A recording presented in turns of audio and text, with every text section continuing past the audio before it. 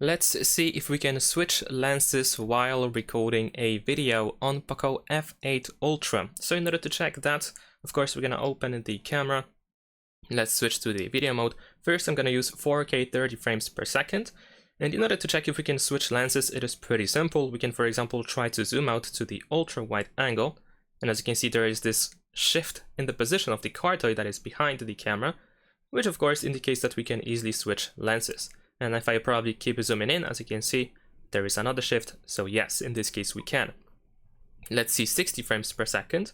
And in this case, if we can change it as well. And yes, as you can see, we can easily switch lenses. And for 8K resolution, as you can see, well, there is no way to even change the resolution, the zoom, so there's no need to even check that.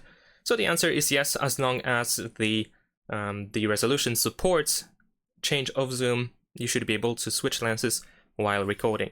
Thanks for watching, leave a like and subscribe.